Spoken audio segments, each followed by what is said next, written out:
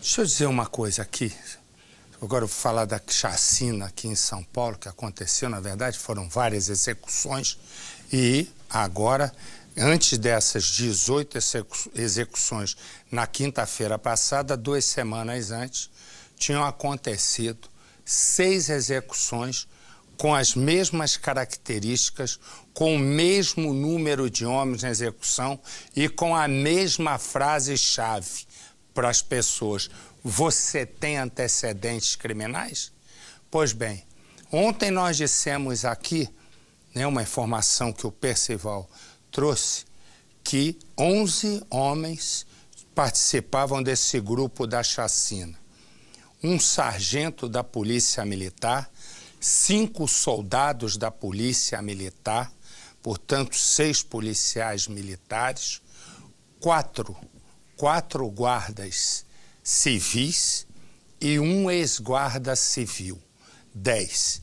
O último, o 11º, é um informante da polícia. Então, recapitulando, 6 policiais militares, 3 guardas civis, e não 4, como eu disse, 3 guardas civis e 1 ex-guarda civil. E um informante da polícia. O que aconteceu? Aconteceu o seguinte: esse informante da polícia teria levado os assassinos ao local, antes ele já tinha ido lá ver, e agora 2 armas foram encontradas no armário de um guarda civil. Portanto, agora a polícia começa a confirmar de que realmente, tudo indica que foram realmente policiais e guardas civis que cometeram os assassinatos na Grande São Paulo, em Osasco e Barueri. É bom lembrar que houve a morte de um cabo da Força Tática e, dias depois, a morte de um guarda civil. A morte do cabo foi em Osasco, na Grande São Paulo, e ali bem do lado, em Santana de Parnaíba, foi morto o guarda civil. A polícia encontra essas armas no armário de um guarda civil, o que vem reforçar a ideia de que realmente é um grupo formado por militares e guardas e o informante que foi quem levantou tudo isso. Já tinha esse grupo ido outras vezes em busca de algumas futuras vítimas, certo até? É isso aí, Marcelo. Os policiais militares, 6 seriam um sargento e 5 soldados, além daqueles que você descreveu. Esse grupo se reuniu, Marcelo, e decidiu criar uma espécie de pelotão da morte. Ou seja, primeiro eles estiveram nos locais onde aconteceram os atentados, procuraram identificar os assassinos do cabo da Polícia Militar na semana retrasada, não tiveram êxito nesse sentido, e aí contrataram um ganso, ou seja, o informante da polícia, que é um homem, Marcelo, com antecedentes criminais, que devia inclusive alguns favores a esses policiais. E ele acompanhou o grupo, esse informante, até o local da execução. Lá ele fez umas indicações seletivas. Aquele. O grupo atirou nos selecionados e, por último, um dos policiais militares ia dando os tiros de conferir tiros de misericórdia, um por um, até terem certeza absoluta que todos estavam mortos. Põe no Cidade. A polícia já tem a lista com os nomes dos suspeitos de terem participado da chacina de Osasco e Barueri, na Grande São Paulo, que terminou com a morte de 18 pessoas. A informação partiu de policiais que participam das investigações. No início da tarde, o secretário de Segurança Urbana de Barueri chegou acompanhado do comandante e subcomandante da GCM ao Departamento de Homicídios. Ele foi chamado para passar informações sobre a corporação. a gente está lá à disposição. Botamos a secretaria, a guarda também vem aqui representada pelo comandante e o subcomandante, para que tudo seja esclarecido o mais rápido possível, para a gente é interessante. O que eles solicitarem, nós viemos colocar aqui à disposição. O Prefeito Joanante está preocupado em atender às solicitações do governo para que isso se resolva o mais rápido possível. O delegado-geral da Polícia Civil também compareceu, mas não quis falar sobre o assunto. Não tem nome nenhum ainda. Tudo que eu falar para vocês vai atrapalhar o nosso trabalho, então eu não posso falar nada. Eu não posso falar nada sobre a investigação. Existem nada. Elas estão na perícia, só isso que eu posso falar. A polícia já apreendeu armas que podem ter sido usadas na chacina. Na tarde de ontem, um guarda civil de Carapicuíba, na Grande São Paulo, prestou depoimento. Policiais fizeram buscas na casa dele e encontraram 2 pistolas 380, o mesmo calibre que foi usado na chacina. O armário do guarda, que fica na corporação, também foi revistado. As armas foram levadas para a perícia e ele, após prestar depoimento, foi dispensado. Dos 6 feridos que estavam internados no hospital, 2 receberam alta. Um homem e uma mulher que foram baleados em Osasco. Agora a polícia aguarda aqui no Departamento de Homicídios o depoimento de mais um sobrevivente. Um rapaz que estava no bar de Osasco e levou um tiro de raspão no braço. Ele contou à polícia que teve que se fingir de morto.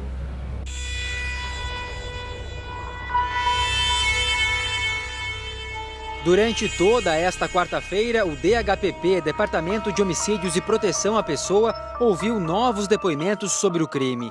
Entre os parentes ouvidos está a dona Zilda de Paula, que perdeu Fernando, o único filho. Ela evitou falar sobre o depoimento. Perguntaram o que para a senhora aqui nesse depoimento? Moça, eu não posso falar. Na Corregedoria da Polícia foram ouvidos 15 policiais militares que estavam de folga no dia da chacina. Até agora, as investigações apontam que 6 PMs, 3 guardas civis, um ex-guarda civil e um informante da polícia tiveram envolvimento nos crimes. Um dos motivos da chacina seria a vingança pela morte de um policial militar durante um assalto a um posto de combustíveis. Dias antes da chacina, aconteceram outros homicídios em Osasco que agora chamam a atenção da polícia. Pelo menos 5 pessoas foram assassinadas na mesma noite, poucas horas depois do policial militar ter sido morto no município. Assim como na chacina, os homens chegavam, perguntavam quem tinha passagem pela polícia e atiravam. Outro motivo da chacina seria uma reação pela morte do guarda metropolitano Jefferson Rodrigues, também durante um assalto. A adega em Barueri, onde aconteceu o crime, só foi reaberta essa semana. O comércio pertence à esposa do GCM. 2 assaltantes que participaram do crime foram detidos, mas um terceiro, que ficou do lado de fora, ainda não foi encontrado. Os comerciantes do bairro se sentem inseguros. Tá todo mundo com medo, assustado. Tá difícil. Muita violência aqui. A pouco mais de 2 quilômetros da adega fica o bar com a mesa de sinuca que foi cenário das mortes em Barueri. Aqui, 2 homens foram mortos por atiradores encapuzados. A dona tentou se esconder, mas acabou aceitando conversar com nossa equipe. Ela não estava no local naquela noite. Quem atendia os clientes era o marido dela, que foi poupado. Qual é o sentimento que ele tem hoje? Pavor. Ela conta que a dupla alvo do ataque não frequentava o bar. Primeira vez que eles tinham vindo aqui. Para a comerciante, o trabalho nunca mais será a mesma coisa. Ele quer continuar trabalhando aqui ou ele quer mudar? Eu não... No momento tem que estar aqui porque é necessidade mesmo. Nas ruas onde aconteceram os ataques, tanto em Osasco como em Barueri, a rotina ainda está longe de voltar ao normal. Tá muita gente em casa, né? Não fica mais ninguém na rua. Sempre aí o negócio tá difícil.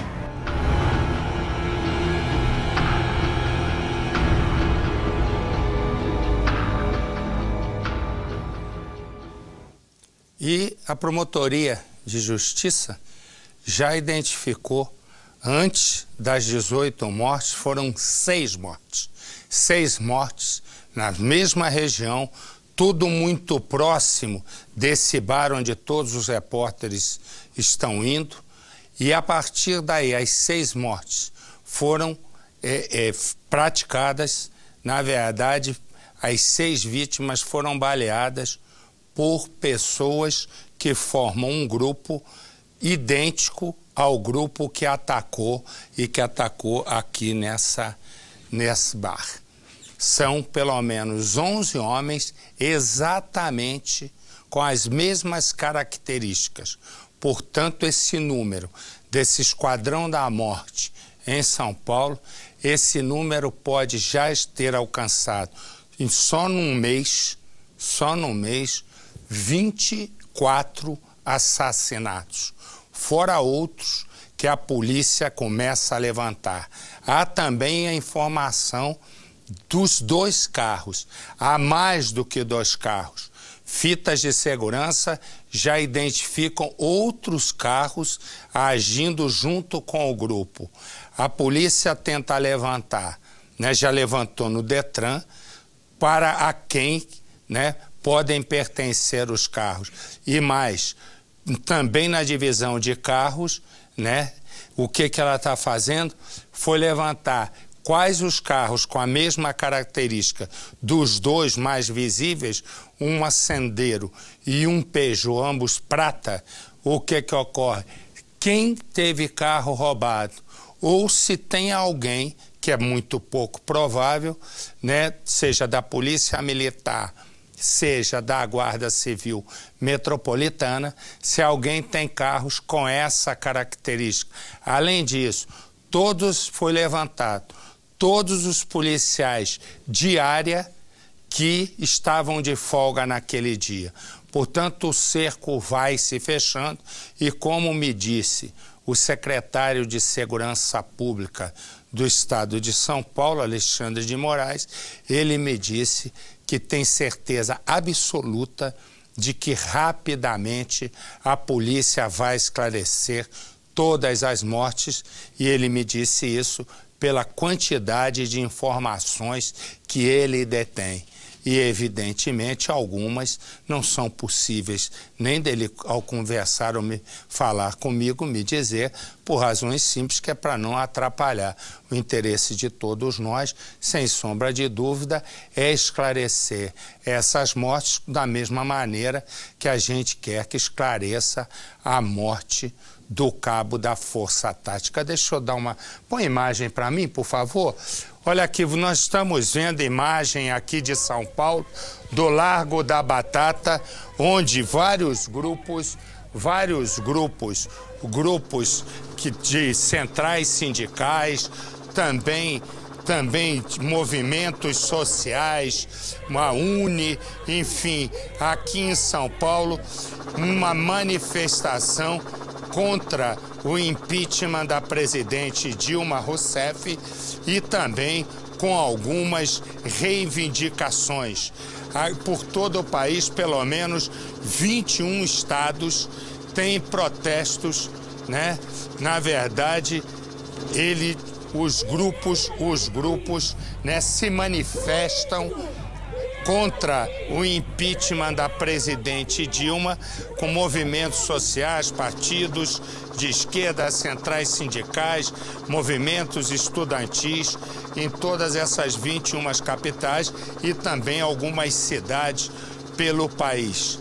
E aí você vai acompanhando as imagens em São Paulo, aqui no Largo da Batata, em Pinheiros, na Zona Oeste, são esperados pelo menos 50 mil pessoas, 350 ônibus já chegaram, eles vão sair daí, exatamente do Largo da Batata, em direção à Avenida Paulista, né, que é o principal eixo econômico do país.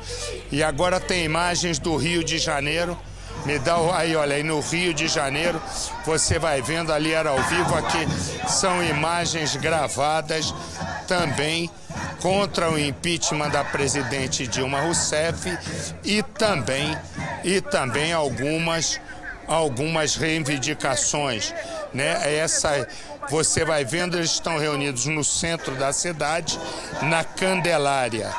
Na Candelária, enfim, é um protesto pela democracia em direito e também a favor do direito dos trabalhadores, e uma parte grande das pessoas que aí estão vão se manifestando, olha aí, contra o ajuste fiscal que esmaga o povo, enfim, há toda a sorte de reivindicação, entre elas contra o impeachment da presidente Dilma. Me dá Curitiba, por favor. Olha que imagens, ainda há pouco você vai vendo do centro de Curitiba, a capital do Paraná. Você vê aí centrais sindicais, a CUT, você vê ali, você vai vendo, as pessoas vão chegando, se aglomerando. Repito, são 21 capitais por todo o país em manifestações. A de Curitiba, aí já se fala em 5.000 pessoas, 5.000 manifestantes começaram num lugar característico, um lugar característico de Curitiba, que é a Boca Maldita, é uma tradição, porque ali se reúne um para falar do outro e tal, enfim. É uma história muito comprida, mas você vai vendo que nesse momento as manifestações convocadas para esta quinta-feira por movimentos sociais, por centrais sindicais, começam, já houve parte pela manhã, e agora nesse início de noite, aí são imagens do Largo da Batata, e a gente vai acompanhando aqui, e já eu vou mostrar outras capitais para a gente ir acompanhando enquanto nós vamos tocando a nossa vida aqui no Cidade Alerta. Corta para mim. Já nós vamos para outras capitais. Uma mãe procura a polícia e diz que o filho de 2 anos está desaparecido, que o menino Marcos teria assumido depois de comprar frutas com o padrinho. A mãe faz um apelo, pois o menino tem vários problemas de saúde e precisa de uma cirurgia de emergência. A polícia já começou, né, a ouvir depoimentos, e quando estava tomando os depoimentos, eis que chega a informação. Um corpo de uma criança tinha sido encontrado, e era exatamente o corpo do menino Marcos. Foi aí que o padrinho dele, Rafael, se entregou e confessou que matou o afilhado. A questão é que a mãe, corta para mim, meu filho, é que a mãe também vai ser indiciada, porque a polícia tem certeza que ela sabia de tudo, e que ela queria esconder o crime. Põe no Cidade. Fabiana está desesperada. Não sabe o que pode ter acontecido com o filho de 2 anos, após ele desaparecer dentro do mercado municipal de Itapuã. Ninguém sabe dizer nada, que é uma coisa que todo mundo falou que nunca aconteceu. Roubaram meu filho de lá. Eu não sei explicar. Minha ficha ainda não caiu que meu filho foi roubado. Ele é uma criança de 2 anos. Como é que uma criança de 2 anos some assim do nada, ninguém viu, ninguém sabe? O pequeno Marcos Vinícius estava acompanhado do padrinho. Segundo o rapaz, tudo foi muito rápido. Questão de 40 segundos, eu olhei para o lado e ele já não estava mais. O senhor é o proprietário da barraca, né? O senhor não percebeu nada de estranho na hora? Não, só o desespero dele no momento. Que ele ficou muito desesperado, ia para lá, foi para cá, eu perguntei, foi o que houve? Ele, não, meu filho sumiu. Só isso. A família espalhou cartazes pela rua. Neste posto, Marcos Vinícius teria sido reconhecido por um frentista. A gente estava na rua procurando, botando cartazes, né? Aí a gente foi no posto e mostrou um dos cartazes para os frentistas. Um dos disse que realmente teve um carro preto, um Corolla preto, com um rapaz e uma senhora na frente, e que ele viu o Marcos no fundo junto com uma outra criança. Marcos Vinícius precisa de cuidados especiais. Ele tem um cisto no pâncreas que tem que ser retirado. Ele não tem intolerância zero à lactose. Tem diabetes, tem outras coisas também. Pegou meu filho, eu quero que traga, por favor. Eu preciso muito dele, ele é doente, ele precisa de mim. Ele tem que tomar remédio. Ele tem que fazer uma cirurgia agora que a gente está correndo atrás para marcar. Então, por favor, entrega ele para mim, por favor. Um caso cercado por muito mistério. O desaparecimento do pequeno Marcos Vinícius, de apenas 2 anos, causou comoção. Mãe e padrinho pareciam desesperados. Toda a história contada por Rafael teve início aqui, nesta feira, no bairro de Itapuã. Era sexta-feira à tarde, dia de pouco movimento aqui no local. Ele disse que o garoto se perdeu quando ele estava olhando frutas ali naquela barraca. Segundo ele, o menino, de apenas 2 anos, teria descido todos esses degraus aqui e saído em direção à rua. No entanto, nenhum feirante viu Rafael com esta criança nos braços.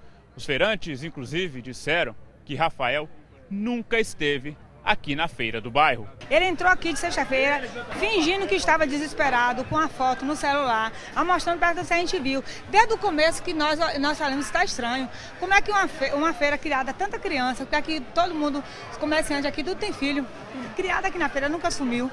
Como é que essa criança sumiu? A gente começou a ficar, todo dia ele trazia uma pessoa para perguntar. Eu não estive aqui ontem com a criança, não. Você esteve sozinho. Com a criança, não. Você estava sempre procurando com a foto da criança, com a criança nunca entrou nessa feira. A gente sabia desde o começo que alguma coisa estava errada. No mesmo dia, Rafael procurou este guarda municipal para comunicar o desaparecimento da criança. Eu estava ali no posto da prefeitura, quando ele bateu ali na porta solicitando ajuda, né? Dizendo que a criança dele tinha sumido, ele se identificou como pai da criança, inclusive. Saímos para fazer a busca, subimos, fomos aqui no posto de gasolina, pai da criança, inclusive. Saímos para fazer a busca, subimos, fomos aqui no posto de gasolina, mobilizamos, falamos com todos os frentistas daqui do posto. Ninguém viu a criança, ninguém viu o carro preto, ninguém viu nada. A mãe do pequeno Marcos Vinícius estava desolada. Ficou sabendo do sumiço do filho pelo telefone. Logo se juntou para ajudar nas buscas. Também foi à delegacia registrar o caso. No dia seguinte, familiares, amigos e vizinhos saíram pelas ruas do bairro com faixas em passeata, na procura pelo garoto. A mãe do pequeno Marcos Vinícius disse que deu o filho para o padrinho porque ela não tinha condições de cuidar. O garoto tinha que ter muitos cuidados, pois tinha saúde limitada. Durante este tempo, 4 meses, o menino passou alguns dias aqui neste condomínio, onde a mãe de Rafael mora. Detalhe, bem em frente à feira do bairro, onde Rafael disse que o garoto tinha desaparecido. Por aqui, os vizinhos contaram que o pequeno Marcos Vinícius era bem cuidado. No entanto, a criança acabou morrendo sob a guarda de Rafael. Os dias foram passando e nada da criança aparecer. Pessoas foram ouvidas na delegacia, mas nada contribuía para o caso. Até que uma denúncia anônima informou sobre o paradeiro do corpo de Marcos Vinícius. Rafael tinha conhecimento de todos os problemas de saúde do pequeno Marcos Vinícius, inclusive de que ele tinha intolerância à lactose. Mesmo assim, ofereceu leite para a criança. O menino morreu após ingerir a bebida. Ele contou à polícia que, diante desta situação, pegou o corpo da criança, colocou em uma caixa e trouxe até este areal, um local abandonado aqui no bairro de Itapuã. Foi este cenário, bem ali em cima, naquelas dunas, o escolhido para enterrar o corpo do pequeno Marcos Vinícius, de apenas 2 anos. De acordo com a polícia, Rafael foi preso em flagrante depois de confessar o crime. O momento em que ele chega para a entrevista coletiva na sede da Polícia Civil foi marcado por muita revolta. Centenas de pessoas indignadas com o crime aguardavam na porta do local desde cedo.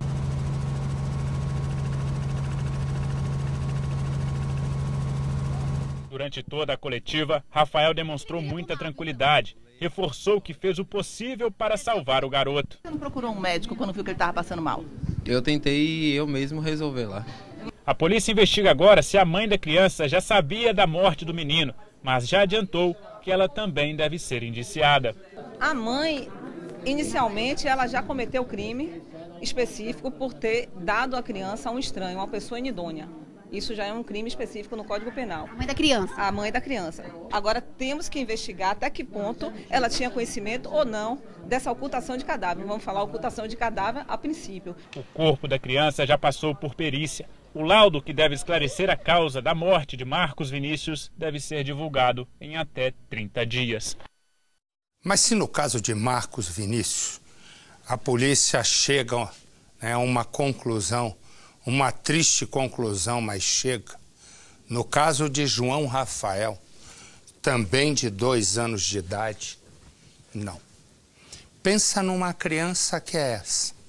Ela está brincando no quintal de casa e desaparece. De repente, busca... Põe a imagem para mim, por favor. Põe a imagem, olha aí. Aí ele brincando aí. Ó, ele é o maiorzinho, né? Vai vendo, esse é o menininho aí de azul, ó. Esse é o João Rafael. Ele brincando ali, tranquilo, com a irmãzinha e tudo. Tá uma alegria. Olha lá.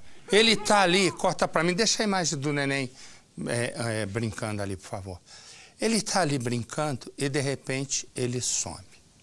A primeira informação é de que uma criança teria caído num rio perto de casa. Vão lá, procuram, mas agora, uma mulher que não quer se identificar acabou de dizer para a polícia que o menino pode ter sido roubado.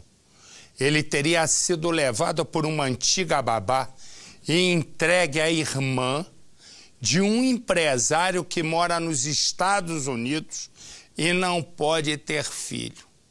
A babá que teria levado o menino João Rafael teria recebido 30 mil reais para roubar a criança. Exatamente isso. Põe no Cidade.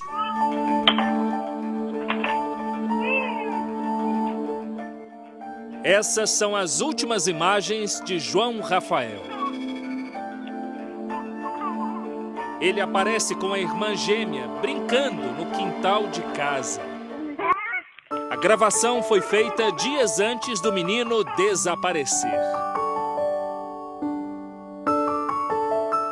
Toda hora eu vejo ele vindo comigo, me abraçar, chamando mamãe, porque ele era muito grudado comigo. João Rafael e Poliana são filhos de Lorena e Lucas. A mãe tem outros 2 filhos mais velhos, frutos do primeiro casamento.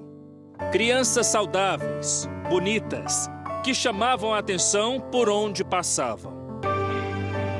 E quando a gente via ela passar com os filhos no carrinho, ela é lindo. Todo mundo admirava muito ele, né?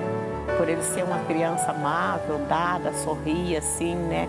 Ia com as pessoas, brincava com as pessoas, sabe? Então ele era uma criança muito cobiçada. Meu filho, eu sei lá, sabe? Tinha uma coisa...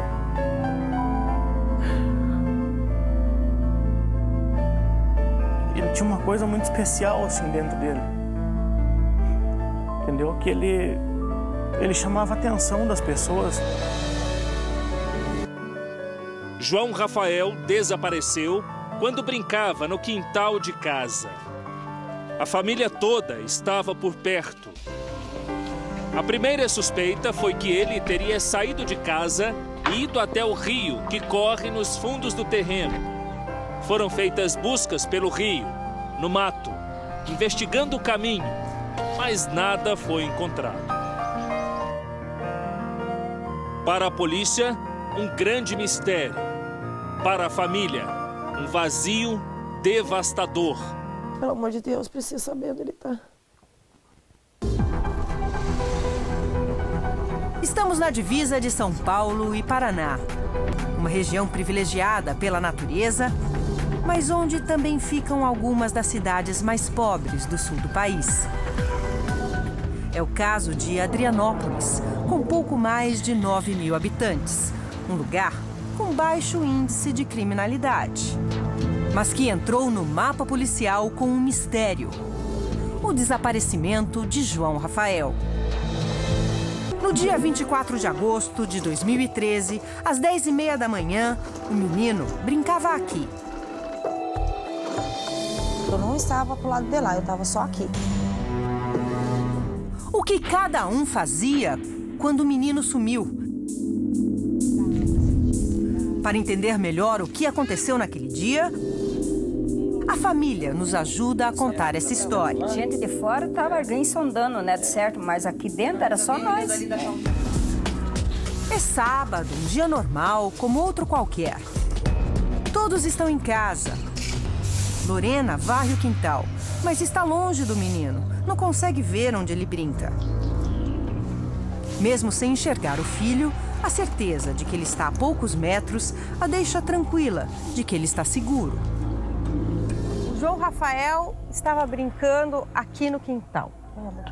Para lá vocês estavam? Sim. Certo? Você estava varrendo pro lado de lá. Varrendo o quintal do lado de lá, tinha o avô dentro da casa. Ele só poderia ter saído por esse portão aqui. É, que ele veio. Onde a minha mãe viu que a minha mãe estava estendendo a roupa ali. Minha mãe viu ele vindo para cá. Nossa direção para cá. Onde foi o último lugar onde ele foi visto? Exatamente aqui. Seu Teodoro lembra que colocou um boné no menino. Foi quando João Rafael pediu a papinha que ele sempre comia pela manhã. Vamos ali que eu vou dar a papinha para você. E daí eu ofereci pão lá de dentro, a sacolada de pão. Eu não quis, ele queria a papinha, quis todo dia de manhã pegar aquela papinha. O vô entra na cozinha para pegar o lanche. O neto fica brincando e depois sai com um boné branco na cabeça em direção à casa dos pais. Seu Teodoro fica tranquilo, porque acha que alguém está cuidando da criança. A última vez foi que eu estava ali na escada, e onde que eu dei a papinha para ele. Quando entramos pelo portão lá, ele veio comigo querendo esse boné. Ele botou o boné nesse tipo assim na cabeça e pegou esse corredor. Pegou esse corredor indo para casa dele. Ele é um dos últimos na casa a ver Joãozinho. Maria também lembra desta cena. Eu vi quando ele saiu com o bonezinho, foi para lá, pro lado da casa da Lorena. A avó estendia roupas no varal, bem ao lado onde João Rafael brincava. Depois vai para a cozinha preparar o almoço. Estavam todos ali. É Maria quem sente falta do menino. Senti falta dele, falei, Lorena, o Joãozinho não tá aqui, onde será que ele tá? Falei para ela. Daí ela pegou e disse assim, é mesmo, mãe? Daí aquela hora nós saímos procurar ele. O pânico toma conta de todos. Alguns correm pela casa, outros seguem para os fundos, em direção ao rio que fica a poucos metros da casa. Vão procurar o menino. O senhor mesmo que fez essas... Eu que fiz esse alambrado para não ir para o rio. Não tem problema. Seu João é pai de Lucas, vô de João Rafael. Ele mora em outro bairro. O senhor passou aqui pela casa no dia que ele desapareceu? Eu vim cedo, trouxe uma bandeja de iogurte, eles gostavam muito. Eu servi 2 iogurtes para ele e ela comeu um e ele comeu 2, porque ele tinha mais apetite, né? Então ele comeu 2 iogurtes e disse, chega. João conta que saiu minutos antes de João desaparecer. Em seguida eu falei com o filho e disse, ó, o negócio é o seguinte, cuida dele, porque num piscar de olho você pode perder ele. Assim, como se estivesse sentindo, sabe? Este é o Rio Ribeira, que passa nos fundos da casa de João Rafael. A primeira hipótese que surge é que o menino teria ido sozinho em direção ao rio. Uma criança de 2 anos, pequena, conseguiria chegar até aqui? Não é uma tarefa fácil. O quintal das 2 casas é todo cercado por tela de arame. Deixa eu ver, olha, gente, aqui realmente é difícil uma criança de 1 ano e 11 meses passar por aqui. E mesmo que ele passasse por um buraco como esse... Não tinha como. Tem um barranco aqui de mais ou menos, olha, uns 2 metros de altura. Mesmo assim, foram vários dias de procura por João Rafael nas margens do rio. Por terra. Pela água, com canoas. Ainda acha que ele pode ter morrido afogado? Não existe possibilidade alguma. O capitão do Corpo de Bombeiros do Paraná E ele chegou e falou, ó, 99% seu filho não está na água, senão a gente teria encontrado. Porque um corpo, ele cai na água, no 3º dia ele começa a submergir. Um crime planejado? Ou alguém que passava pela rua levou um menino?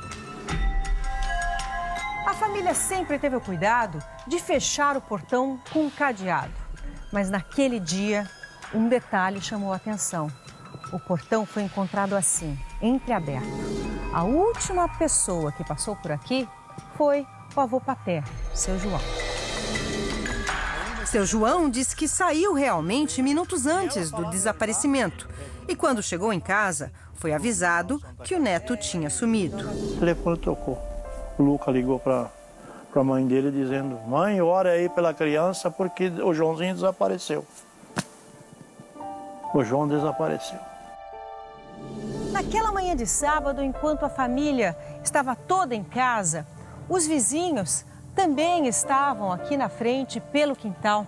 Mas ninguém ouviu nenhum choro de criança, nenhum barulho estranho. A suspeita é de que se a criança foi levada, foi por alguém que ela conhecia muito bem. Jennifer é vizinha, ela mora no terreno, bem em frente ao de Lorena. Você acha que era alguém que conhecia até um pouco a região? Conhecia o suficiente. Conhecia bastante, inclusive para chegar a fazer isso, conhecia a casa da Lorena. A casa, convivência e como o menino era lidado, né? Que dá um docinho, ele tá indo. Muito fácil. 2 pistas foram encontradas perto do rio. O boné, parecido com o que João Rafael usava quando desapareceu, e uma fralda suja de sangue. Mas a polícia ainda não sabe se elas têm realmente ligação com João Rafael. Tudo plantado. Não tem lógica. Alguém queria desviar a atenção? Isso, desviar para o rio. Porque era muito mais fácil eu pôr na minha cabeça que meu filho estava no rio do que dizer que ele foi raptado. Este boné seria mesmo o que Joãozinho usava naquele dia?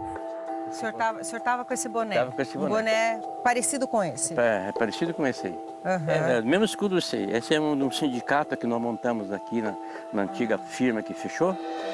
E este é o problema. Por ser um boné de sindicato, existem centenas iguais pela região. A esperança é que este, que foi encontrado no rio e levado à polícia, possa conter uma pista. Estas fotos de um microscópio mostram que fios de cabelo foram encontrados. Seriam de João Rafael? A outra pista, a fralda. As investigações mostram que é da mesma marca que Joãozinho usava e tinha mesmo sangue. Mas não será possível fazer o exame completo do DNA. É um material que tem muita química. Fica difícil daí para você extrair esse material para fazer o exame. Carros estranhos. Olhos que nos acompanham de longe durante todo o tempo que investigamos o caso do menino João Rafael. Quem estaria nos seguindo? E por quê? A resposta pode estar nesta mulher. O que ela tem para contar muda totalmente o rumo das investigações. Novos depoimentos podem levar à solução desse mistério. Relatos de parentes e de vizinhos levam uma pessoa, uma mulher que tinha a chave da casa e ganhou a confiança dos pais e livre acesso às crianças. Uma babá que trabalhou aqui exatamente no período em que João Rafael sumiu.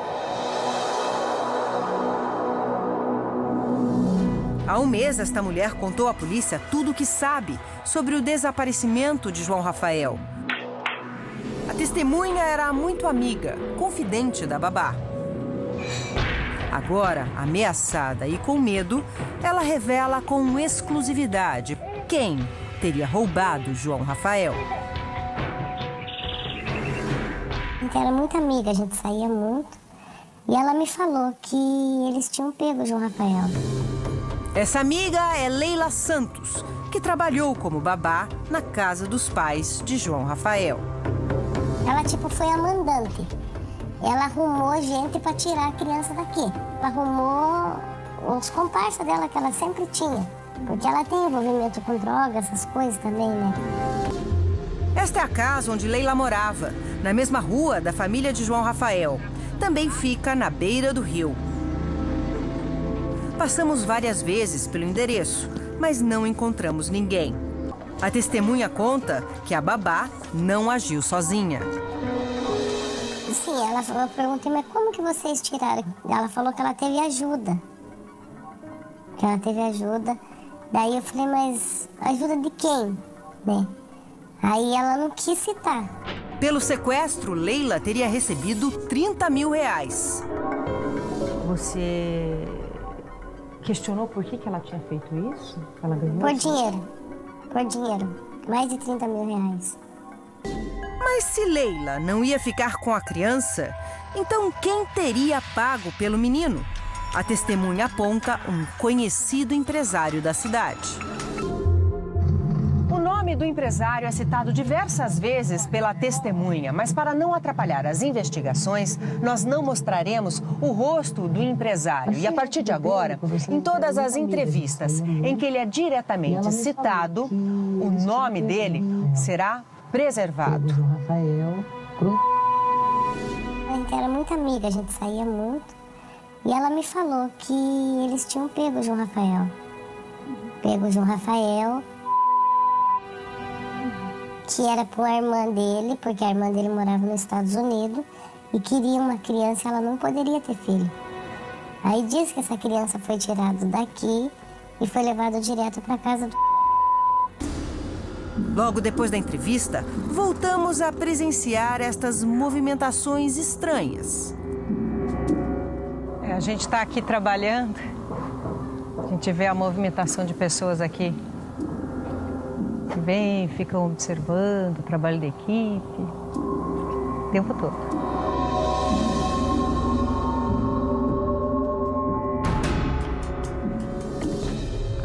O avô João trabalhou para o empresário durante mais de 10 anos e revela, só agora, que o ex-patrão fez várias insinuações de que queria uma criança. O ex-patrão meu pediu para mim uma criança que fosse igual a ele, olhos claros, olhos azuis. Porque ele queria passar para uma irmã dele lá nos Estados Unidos. E o pior, o empresário, nas últimas vezes, chegou a falar sobre o neto João Rafael. Só sei dizer que foi 5 vezes. Nas últimas 2 vezes ele disse: Joãozinho, você não sabe se o Luca não quer doar o menino dele? E o que você falou? Eu disse, se fosse para doar, eu pegava para criar. Se eles não tivessem condições, eu falei com essas palavras, se eles não tivessem condições, é lógico que ele ia passar para mim cuidar dele. Porque é da família. E nós amamos muito eles, todos. Agora o avô se lembra de outros fatos suspeitos. Minutos depois de João Rafael desaparecer, ele chegou em casa e recebeu uma ligação do ex-patrão. No dia que desapareceu a criança, quando eu cheguei em casa, primeiro quem foi e ligou, mais ou menos depois do momento que desapareceu o Joãozinho aqui, quem ligou para mim lá foi ele. Perguntando como é que eu estava, falou com a minha esposa, barbaridade, e falou bonito com a minha esposa, como nunca falou na vida. Como é que estavam as coisas aí, como é que estava o movimento ali. A avó Natália, que atendeu o telefonema, teve a impressão que o empresário queria que acreditassem que não estava na cidade. Ele falou que estava em Porto Alegre, que lá estava chovendo, que ele estava com uma gripe muito forte. Ele queria dizer para a senhora que ele estava em Porto Alegre? É. Seu João também se recorda de Leila ter dito que o empresário queria a criança. Eles aí, ela disse, eita, mas que raiva, essa babá disse, mas que raiva, por que o Luca não dá essa criança para esse homem da granja que tanto tá louco atrás dessa criança? A Leila falou isso para mim. O senhor sabe que ela acusa o senhor de saber.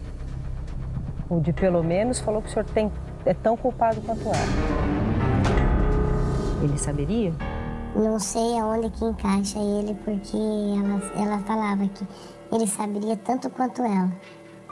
que ele tipo, tinha tanta culpa quanto os outros. Eu preferia morrer do que participar de uma desgraça dessa tão grande assim. Para nós é muito grande, é difícil.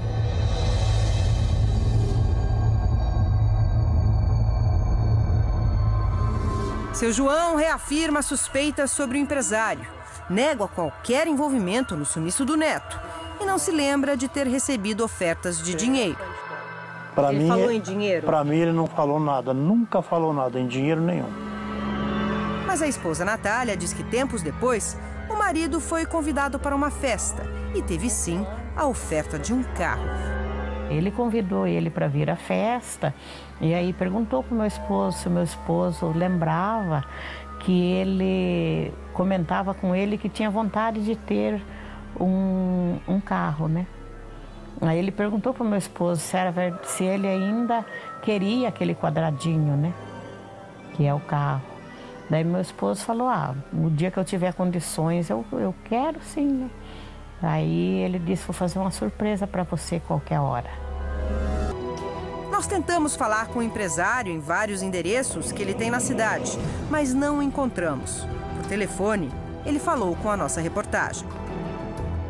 Não vejo por que estou me envolvendo com isso aí, não tem nada a ver com isso. O empresário não quis gravar a entrevista pessoalmente. Contou que não estava na cidade no dia do desaparecimento de João Rafael. Eu estava em Porto Alegre quando isso aconteceu. Sei. E é lamentável, né? E diz não ter sequer ligado para o avô de João Rafael. Não liguei pra ele. Não? Tá. Não é o que o seu João diz.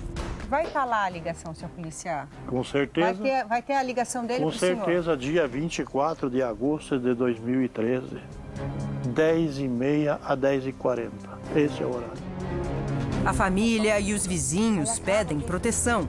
Nós somos pais, nós temos o filho desaparecido e nós estamos sentindo como se fosse não sei, eu nunca fui ladrão, mas parece assim que a gente que é o culpado. A alegria silenciada por um mistério. Eu só quero meu filho, eu não estou querendo caluniar, não quero achar um culpado. Por que fazer isso comigo? Por que tirar a vida dele, né? Pois bem, nesse momento, nós acabamos de telefonar para a cidade da criança, né, do João Rafael, e a informação que nos chega é que não, até esse instante, a criança não foi encontrada e também a babá não foi encontrada.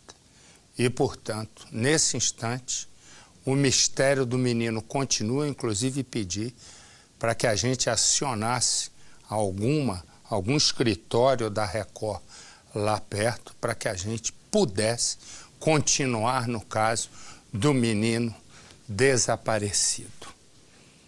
Eu te contar, rapaz, eu fico pensando, para quem tem filho, eu fico pensando, eu tenho 5 filhos, né? Graças a Deus está tudo grande.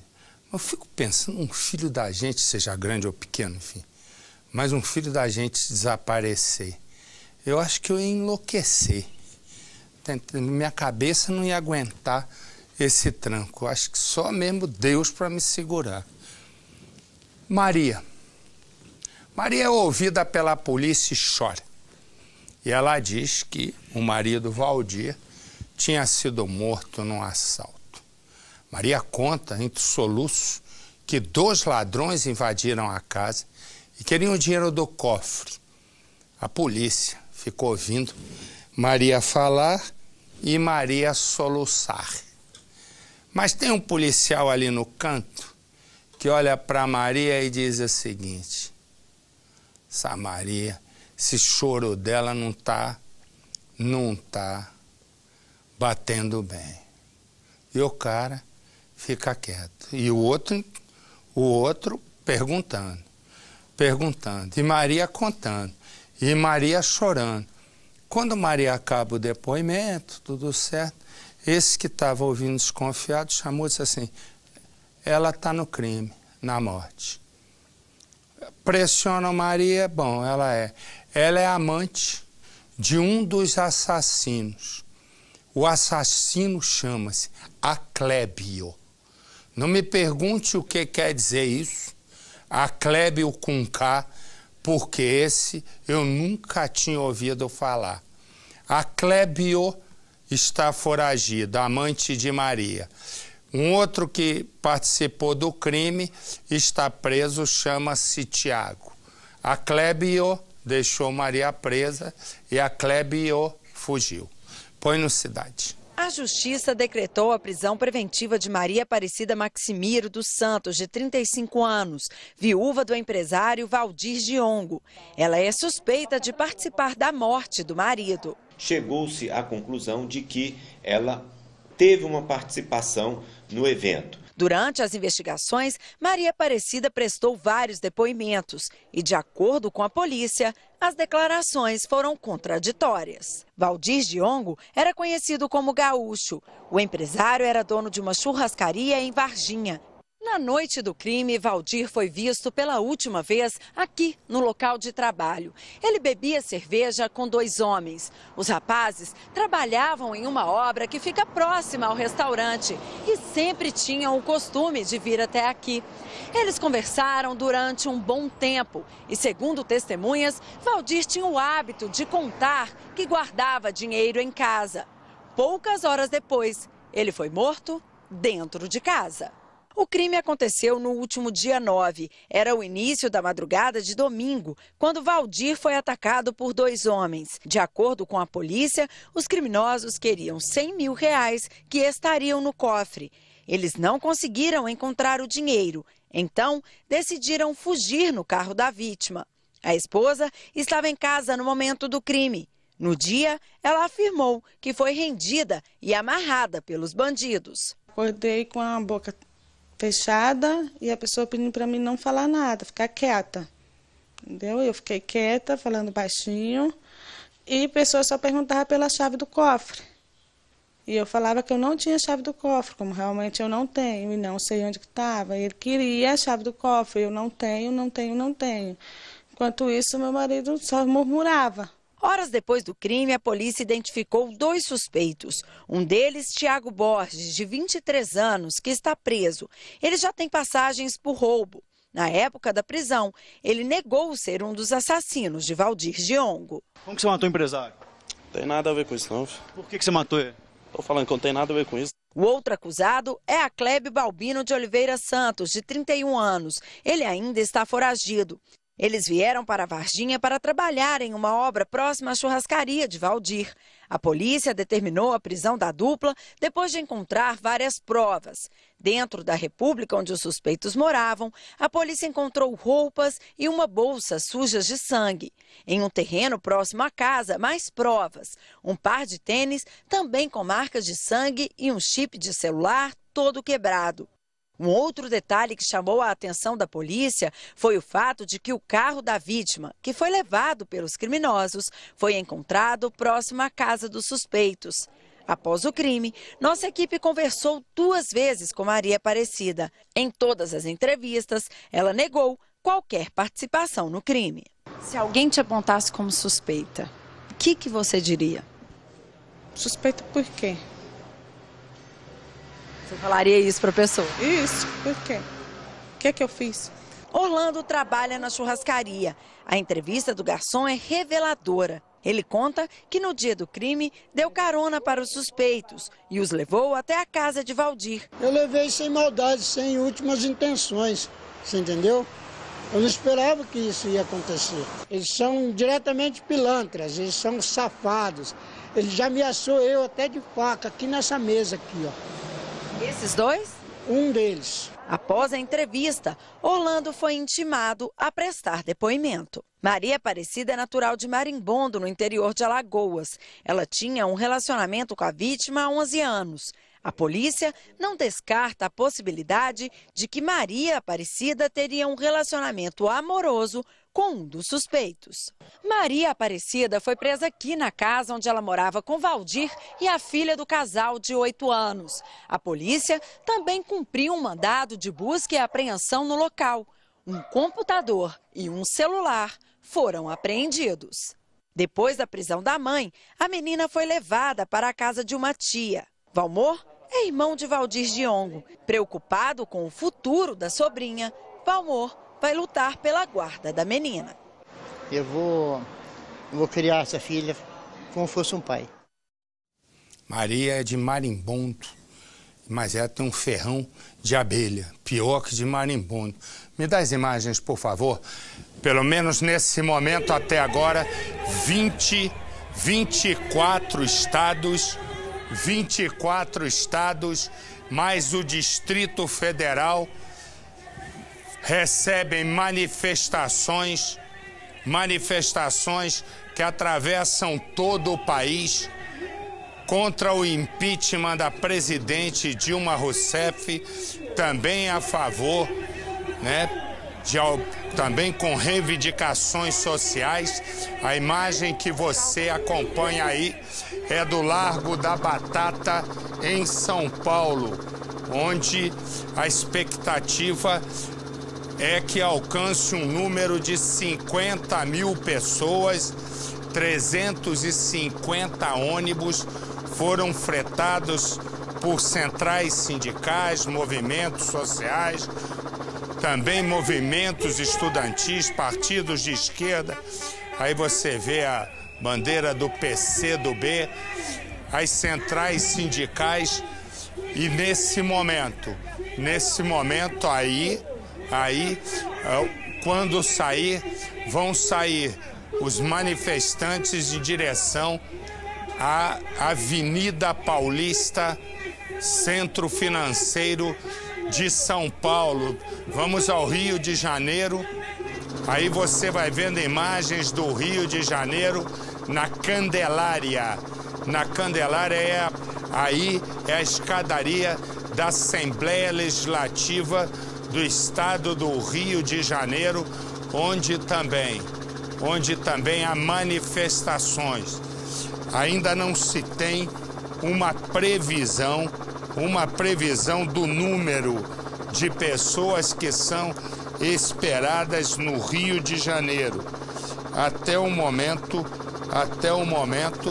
nem Polícia Militar, nem os organizadores das manifestações no Rio de Janeiro divulgaram informações sobre números de manifestantes. Aquele número que eu dei aqui de São Paulo, de 50 mil pessoas, é uma previsão dos organizadores. As imagens aqui são do Rio de Janeiro. Nós vamos agora a Belo Horizonte. Me dá imagens, por favor, de Belo Horizonte. Você vai vendo aí, havia inicialmente uma expectativa de 1.200 pessoas na praça aí, na Praça da Estação. Você vai vendo aí centro da capital de Minas Gerais. Você vê bandeiras do PT, bandeiras de partidos de esquerda, você vê também bandeiras do Brasil, há imagens, há também faixas a favor da Operação Lava Jato, há faixas de repúdio a políticos. Hoje o presidente da Câmara e deputado da Câmara dos Deputados, o deputado federal Eduardo Cunha, presidente da Câmara, foi denunciado pelo Procurador-Geral da República, Rodrigo Janot, em função da investigação Lava Jato. Também o ex-presidente Collor, atualmente senador, também foi denunciado pelo Procurador-Geral da República por, segundo o procurador, ter recebido propinas entre 2010 e 2014 na ordem de 26 milhões de reais por favorecer contratos da BR Distribuidora. Então, por todo o país, nós vamos ter nesse momento 24 estados, mais o Distrito Federal, fazendo manifestações contra o impeachment da presidente Dilma Rousseff. Você vai vendo, são imagens. Ok, já nós vamos... Corta aqui para mim, meu filho.